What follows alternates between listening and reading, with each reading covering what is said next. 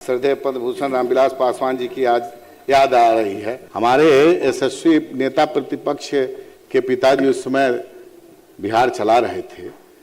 कई तुलनाएं होती थी, यहाँ तक कि कहा जाता था कि रोड बन जाएगा तो लोगों का एक्सीडेंट होगा।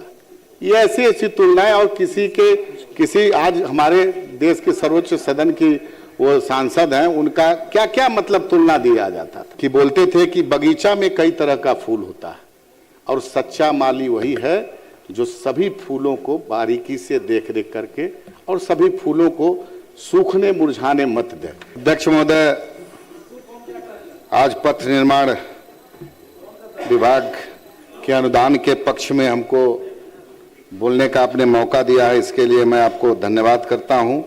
और साथ साथ अपने गोविंदगंज की देवतुल्य जनता बाबा सोमेश्वरनाथ की चरणों में और अपने नेता आदरणीय चिराग पासवान जी के प्रति भी कृतज्ञता ज्ञापित करता हूं। अध्यक्ष महोदय, अभी मैं बड़ी देर से सदन में सुन रहा था, आज पथ निर्माण विभाग, हम यही जानना चाहते हैं कि 2005 से पहले का बिहार और 2005 के बाद का बिहार। पहले अभी हमारे बहुत सारे सदस्यों ने बताया कि 2005 से पहले क्या क्या उदाहरण मिलता था।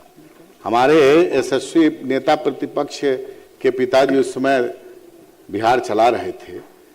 कई तुलनाएं होती थी, यहाँ तक कि कहा जाता था कि रोड बन जाएगा तो लोगों का एक्सीडेंट होगा।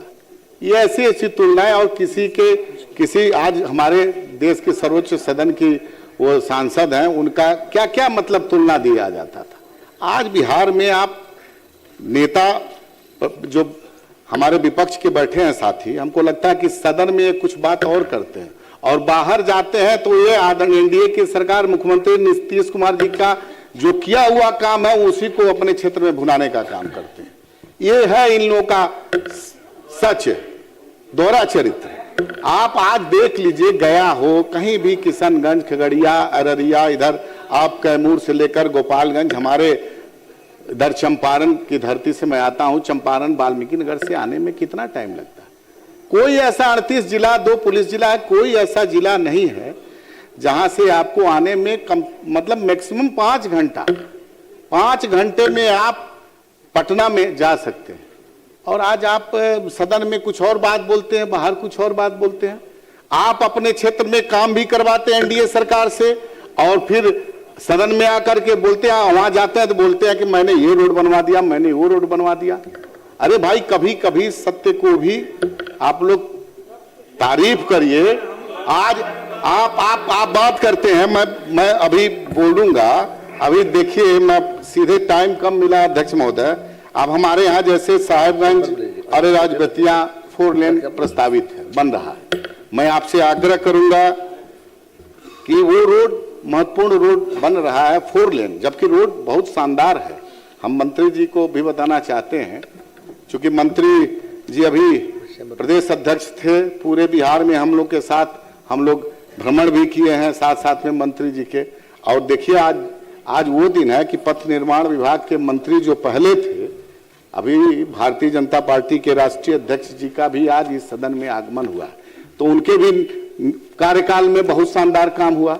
तो मैं ये कहना चाहता हूं, उस रोड में एक हमारे यहाँ सलेमपुर जो गोपालगंज SH है, 4 NH है, वहां से सलेमपुर से गोविंदगंज घाट होते हुए अरेराज से सीधे अगर रक्सौल रोड, ये हम 15 से लगातार हम सदन में, हमारे एक साथी हैं मिथिलेश तिवारी जी, माननीय विधायक, हम लोग रात प्रयास कर रहे हैं।